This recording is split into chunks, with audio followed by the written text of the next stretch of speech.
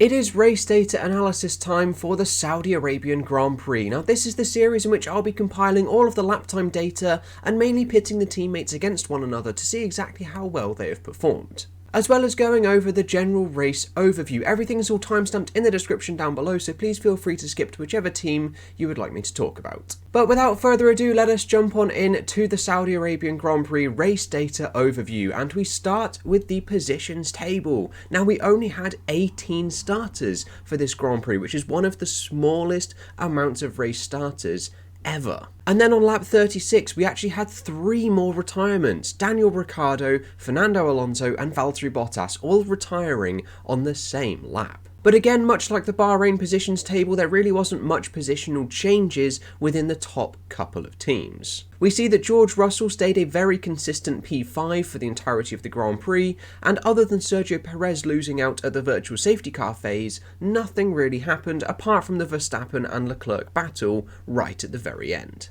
So from the positions table, we will now take a look at the overall lap chart. So we can see the first safety car period for Nicholas Latifi's crash, and then the short virtual safety car period to recover Fernando Alonso and Daniel Ricciardo's stricken cars. But if we just zoom in on the section of racing that we're most interested in, we can see a large pace disparity between the top couple of teams, the midfield, and then the back markers. Although the back markers and the midfield are very closely entangled, but there is a small bit of separation. But definitely the pace advantage that Red Bull and Ferrari have over the rest of the field continues through the rest of this Grand Prix, and then a little bit into the end of the Grand Prix. It's not quite there as significantly as the first stint and the second stint, but it is definitely there. Now these little separations are what I like to call the bands of racing. Overall we usually have 3, especially in this turbo hybrid era where we have the front runners, the midfield and then the back pack as well, but usually the midfield can sometimes split up into 2 packs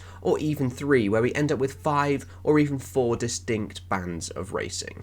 Now it was hoped in 2022 that the bands of racing would actually be reduced and that everyone would be brought really close together. However, so far after these 2 races, that hasn't really happened. However, what definitely has happened is the racing within those bands of racing has got significantly better. Now what we can do to compare each of the drivers across the different stints that they did is we can remove the safety car period, the virtual safety car period, and then any pit stops. Now we just need to calculate the stint length that they did and then average out those lap times across that stint length. Then after averaging out all of those laps in each driver's stint, we can then order those lap times and we put them into tables that look a little something like this. So in stint number 1, we've got Sergio Perez leading Charles Leclerc by just over 1/10 of a second, closely followed by Max Verstappen with a little bit of a gap down to Carlos Sainz, and then quite a significant gap down to Lewis Hamilton on the hards, the fastest driver on the hards, and 3/10 quicker than Kevin Magnussen, with then another large significant gap down to Fernando Alonso. Now, if you see Sebastian Vettel's name written in any of these tables or any of the graphs that are coming up, just remember that that is the data for Nico Hülkenberg. I just haven't changed the tag from Vettel to Hülkenberg. But when we move over to stints number 2, we can actually see it's Max Verstappen and Charles Leclerc who retake the top spot, with Carlos Sainz now P3 and Perez slipping down to P4. However, they are still separated by just 1.5 tenths per lap, with now Kevin Magnussen on the mediums being the next fastest car, with the 2 Mercedes quite a bit behind, but quite a bit ahead of Esteban Ocon. So at the Saudi Arabian Grand Prix, we had the 2 Ferraris and the 2 Red Bulls that were in a league of their own, and then seemingly joint third fastest car was actually Haas and Mercedes, who themselves were significantly quicker than the Alpines and the rest of the field. Which would certainly be an interesting turn of events from last year, having Mercedes and Haas competing for third in the Constructors' Championship. If you'd have told anyone that last year, you'd have been laughed out of this century. But now to get an overall feel for who the fastest driver of the season has been, I need to combine stint number 1 and stint number 2. So still excluding all of the safety car and the virtual safety car periods, we now average across the entire race distance. And we end up with a table that looks a little bit like this. Leclerc was the fastest driver by 0.03 of a second per lap to Max Verstappen, and then 0.06 to Sergio Perez, and then just over 0.1 to Carlos Sainz. With George Russell being a lonely 5th fastest, then Kevin Magnussen and Lewis Hamilton extremely close together, with Esteban Ocon and Lando Norris not too far behind. We then have the gap expressed as a percentage, which we will use to compare to the Bahrain Grand Prix, and then we also have the gradient of their lap times across this whole race distance. Now, a driver with an increased negative gradient actually improved more across the whole race distance, as they started slow and got really fast at the very end of the Grand Prix, compared to a driver with a less negative gradient who wouldn't have started as quick and didn't improve as much at the end of the Grand Prix. And then if we saw any driver with a positive gradient, they actually lost time across that stint. But what we can do is we can take that percentage column and we can plot it onto a graph to represent the 2022 field spread. So already we've got round number 1, and we can just plot on round number 2, and we can see there is a small bit of an outlier with Nicholas Latifi, as his race distance was only 14 laps. So if we were to exclude Latifi, we actually have fairly representative field spreads across Bahrain and Saudi Arabia. And then if we were to average out all of the percentage dots so far across this year, we end up with a percentage gap that looks a little like this. Leclerc is the fastest driver of the season so far, with Verstappen just 0.25% per lap down, then Carlos Sainz in P3, Sergio Perez in P4. Then we get the 2 Mercedes and Kevin Magnussen. Then we get Esteban Ocon, Yuki Tsunoda and Pierre Gasly. Now, this is a graph and table set that will progressively update as the season goes on, and it will be able to highlight the races that were really close and the races that were quite spread out and far apart. Now, one problem with just looking at the entirety of the stints, only excluding the safety car and the virtual safety car periods, is we can get cars that are stuck in traffic, so I can isolate laps that were set in clean air. Now, in order to determine a clean air lap, I've chosen lap times that were set outside of 1.5 seconds of the car in front, where you're no longer in that air that's going to be disturbing your aerodynamics and slowing your car down. So by splitting it up once again into stint 1 and stint number 2, the clean air lap pace actually looks a little like this. We had Lewis Hamilton leading the way by just over 0.5 on the hards to Sergio Perez. We then get Charles Leclerc, Kevin Magnussen and Carlos Sainz all relatively close together. Where in stint number 2, it was Max Verstappen who was the fastest on the hards, with Carlos Sainz and Sergio Perez close behind. Now, we will delve a little bit more into the clean air lap analysis when we break down each of the teammates. With the race data overview all done and dusted, we'll now go over each of the teammates. We're going in 2021 Constructors' Championship order, so we start with Mercedes and we're going to end at Haas. Like I said at the start, each of them are timestamped in the description down below, so if you want to skip ahead to a particular team, then please do that. But if you haven't seen any of these data analysis series, I will be explaining each of the graphs in the Mercedes section. So on screen now is the Mercedes panel. In the top left, we have their lap time chart, with Lewis Hamilton in the black line and George Russell in the turquoise line. Then in the top right, we have their positional chart, which denotes their position on every single lap of this race. Then in the bottom left, we have the Mercedes gaps chart, which again denotes the gap in seconds at every single lap of this Grand Prix. And then finally, in the bottom right, we have the percentage pace difference. Now, this percentage pace difference takes all of Lewis Hamilton's lap times, will divide them all by George Russell's lap times, and convert them into a percentage. Any percentage that is above 100 is where Lewis Hamilton is going quicker, and then any percentage below 100 is where George Russell is going quicker. We can then order these percentages from largest down to smallest, and then we end up with a distribution that looks a little something like this. Now, we can split this percentage pace difference down the middle, and we can see that for 86% exactly of the laps raced,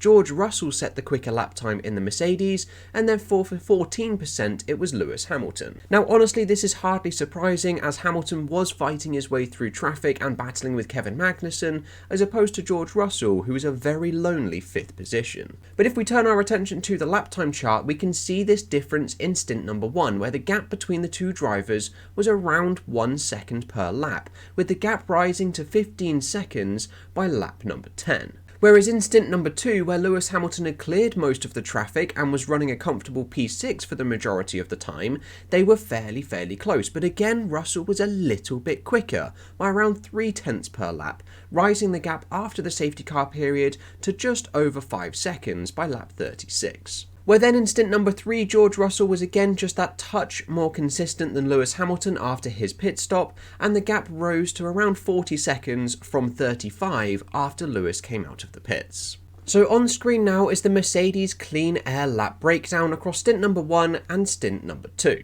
And it shows that in stint number 1, Hamilton was a second per lap quicker. However, Russell did only set 6 clean air laps compared to 16 for Lewis Hamilton across a significantly longer stint. So these times aren't really that representative. So if we look at the full race breakdown, we can see that Russell was actually a little bit quicker. And if we look at their clean air lap quarter distribution, Hamilton set most of his clean air laps in the last 2 quarters of the Grand Prix as opposed to George Russell. Then if we take a look at the table on the right, we can compare their clean air lap pace to their overall stint pace. With Hamilton having a clean air lap pace in stint number 1 of a 1:34.5, but he was 9/10 slower out of clean air with a 1:35.4 on the hard tyres. Whereas George Russell only lost 2/10 after being stuck in traffic. So in stint number 1, on average, Hamilton lost 9/10 in traffic as opposed to 2/10 for George Russell. And then in stint number 2, they were fairly similar, with Hamilton losing 8/100 and George Russell losing 4/100 in clean air. Then from Mercedes, we'll take a look at Red Bull, and we can split their percentage pace difference down the middle, and we can see that for 42% of the Grand Prix, it was Sergio Perez in the dark blue line who was the faster of the 2 Red Bulls, and therefore for 58%, it was Max Verstappen. Now honestly, across these 2 races so far, Perez has been super close to Verstappen, unlike anything we saw last year. And taking a look at stint number 1, Perez was that little bit quicker than Max Verstappen, only by a couple of tenths per lap, but enough to rise the gap to 5 seconds by lap number 12. He then had the really unfortunate virtual safety car and full safety car call, which enabled him to lose positions from P1 down to P4. And then in stint number 2, he just wasn't able to keep pace with Max Verstappen. Again, there was a gap of around 2 to 3 tenths between the 2 drivers, with the gap rising after the safety car came in to around 8 seconds by lap 36. And if we take a look at the Red Bull's clean air lap breakdown, we can see that they did have fairly similar clean air laps, 9 and 5 in stint number 1 for Perez and Verstappen, with a 4/10 gap in Perez's favour. But he seemed to lose all of that pace in stint number 2, where he was 4/10 down on Max Verstappen. And taking a look at their overall full race breakdown, the difference was 3/10 in Verstappen's favour, with similar numbers of clean air laps and especially in their quarter distribution. But if we take a look at their comparison, we can see that Verstappen actually went faster outside of clean air than Sergio Perez, who lost 0.04 of a second in stint number 1. But in stint number 2, it was Verstappen who lost 4/10 in traffic compared to Sergio Perez, who lost just over a tenth. And then from Red Bull, we can take a look at Ferrari, and splitting their percentage pace difference down the middle, we can see that for 34%, it was Carlos Sainz in the black line who was the faster Ferrari,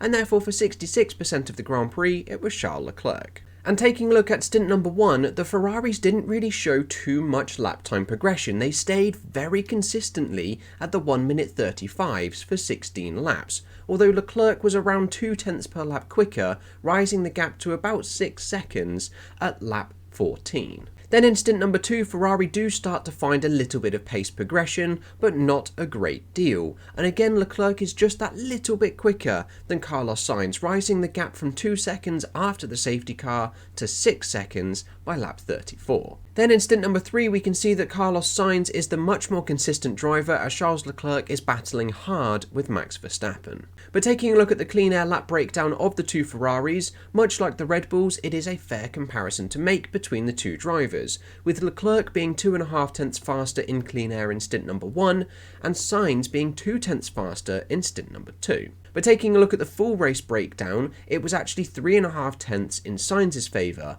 with again extremely similar quarter distributions. With both drivers losing time in traffic in stint number 1, with Sainz losing a tenth and Leclerc losing 0.02. But in stint number 2 on the hards, it was Leclerc who was going faster outside of clean air and Sainz who was losing time outside of clean air. Then from Ferrari, we can take a look at McLaren, and splitting their percentage pace difference down the middle, we can see that for 48.6% of the laps raced together, it was Daniel Ricciardo in the blue who was the faster McLaren driver, and therefore for 51.4%, it was Lando Norris in the orange. Now, when a driver retires partway through a Grand Prix, like Daniel Ricciardo and a few others, the percentage pace difference will only take a look at the laps raced together, so it will not include any of the laps set where Lando Norris was running on his own. And turning our attention to stint number 1, we can see a really slow lap from Daniel Ricciardo, potentially a very early pit stop at lap number 9, as the gap rose to 21 seconds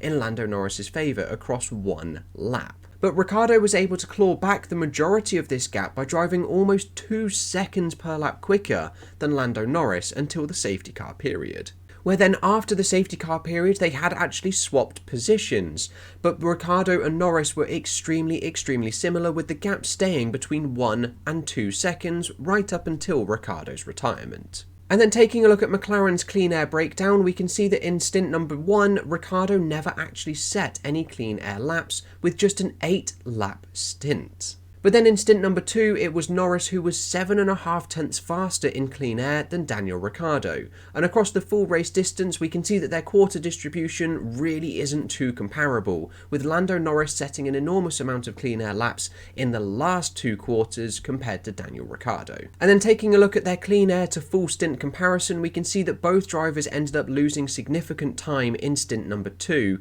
with 0.07 to Lando Norris in traffic to 3.5 tenths to Daniel Ricciardo in traffic. So from McLaren, we'll now take a look at Alpine, and splitting their percentage pace difference down the middle, we can see that for 25.7% of the Grand Prix, it was Ocon in the white who was the faster car, and therefore for 74.3% it was Fernando Alonso in the dark blue. And in stint number 1, the two Alpines were exceptionally similar, as we saw in that race feed, having an enormous battle until the first safety car period. And then in stint number 2, again, they were just exceptionally similar. There was literally nothing to divide the two Alpines. Potentially, Fernando Alonso was going a little bit quicker, as he was able to extend the gap from 2 seconds at lap 20 to 4 seconds by lap 36. Across 16 laps, it rose by 2 seconds. So it wasn't a great deal quicker for Fernando Alonso. And so taking a look at Alpine's clean air lap breakdown, again, like the McLaren one, it's not overly reliable because there isn't any clean air laps for Ocon as they were battling hard with Alonso. And then in stint number 2, Alonso ended up retiring in the later stages, whereas Ocon went on to the end of the Grand Prix. So taking a look at their full Grand Prix breakdown, we can see their quarter distribution is all out of whack. We've got Alonso setting 7 in the first quarter, which is going to be really slow, compared to the 8 that Ocon set in the final quarter, which are going to be so much quicker. So that 1.7 second deficit between Ocon and Alonso in clean air isn't really one to compare too much. And taking a look at their traffic breakdown, we can see that Alonso actually gained time outside of clean air in stint number 1 and in stint number 2, whereas Ocon lost a significant amount of time in stint number 2 being stuck in traffic. And then from Alpine, we can take a look at Alfa Tauri, but sadly, as Yuki Tsunoda didn't start the Grand Prix, there isn't anything to take a look at. And so from Alfa Tauri, we will now take a look at Aston Martin, and we can split their percentage pace difference down the middle, and we can see that for 44.9% of the Grand Prix, it was Lance Stroll in the lime green who was the faster of the Aston Martins, and therefore for 55.1%, it was Nico Hülkenberg in the dark green line. Now again, these are labelled as Sebastian Vettel for dark green, but this is the data for Nico Hülkenberg. And we can see in stint number 1 that Lance Stroll had the positional advantage, but right up until the safety car, it was actually Nico Hülkenberg who was going that little bit quicker than Lance Stroll. And then in stint number 2, they were pretty much dead even, with the gap staying at about 4 seconds from lap 20 to lap 36 when the virtual safety car came out. And then in that final short little stint, it was clearly Nico Hülkenberg who was going a couple of tenths a lap faster than Lance Stroll. But again, taking a look at Aston Martin's clean air lap breakdown, it's not overly comparable between the two drivers, especially in stint number 1, as Stroll only set 2 clean air laps in stint 1. And both drivers were on vastly different strategies, with Stroll only doing 13 lap stints on the medium tyre, and Nico Hülkenberg doing 37 laps on stint number 1 on the hard compound of tyre. And if we take a look at their quarter distribution, we can see that it is actually fairly similar. 2 and 3 laps in the first quarter, 4 laps each in the second quarter, and then a small little disparity in the third and fourth quarter. where across the whole Grand Prix distance in clean air, it was actually Nico Hülkenberg who was 4.5 tenths quicker than Lance Stroll. And we can see in the traffic breakdown that it was Nico Hülkenberg who lost half a second in traffic in stint number 1, compared to Lance Stroll who actually gained time when out of traffic. And then Lance Stroll again lost time in traffic by around 2 tenths per lap. Then from Aston Martin, we'll take a look at Williams, but unfortunately, again, there really isn't too much to take a look at due to the very early retirement of Nicholas Latifi. So from Williams, we will now take a look at Alfa Romeo, and we can split their percentage pace difference down the middle, and we can see that for 25% of the Grand Prix exactly, it was Guan Yu Zhou who set the faster lap times in the white, and therefore for 75% it was Valtteri Bottas in the dark red. And in stint number 1, they were actually fairly similar. Actually quite inconsistent, to be honest, between the two drivers, as they were battling quite hard in their representative positions, with the gap staying at around 10 seconds for 16 to 18 laps. We then have the safety car period where the gap is brought all the way down to 1 second, and then we have a late pit stop here for Guan Yu Zhou where the gap rises to 25 seconds, and then we have the unfortunate retirement of Valtteri Bottas. So taking a look at the Alfa Romeo clean air lap breakdown, again it isn't super comparable between the two drivers. On stint number 1 it is, but on stint number 2 not so much. And if we take a look at their full race breakdown, we can see why. As in stint number 1, they actually set 2 and 3 lap times in the first quarter and none in the second, so that one is comparable. But in the second stint, Guan Yu Zhou set 9 in the third quarter and 10 in the final, compared to Valtteri Bottas's 3, and that was it. And then taking a look at their traffic breakdown, we can see that Zhou actually lost 1.5 tenths in traffic compared to Valtteri Bottas, who gained time. And then in stint number 2, like I said, it's not the most comparable difference to look at, but Guan Yu Zhou ended up losing more time in traffic in stint number 2.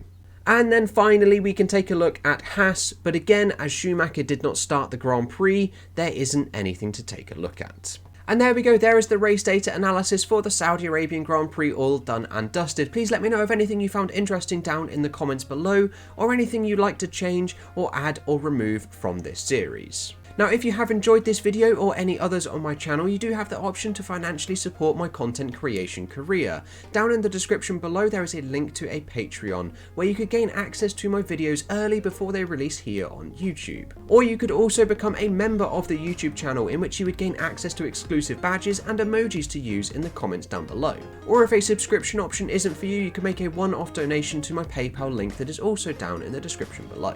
Any form of financial support will receive a shout out at the end of the videos as a form of thanks from myself, so a big thank you goes to Elliot Crosson for their continued support here on Patreon. But that is all I've got for you today, guys. I hope you have enjoyed, and I will catch you in the next video with whatever and whenever I decide to make it. I'll see you guys then.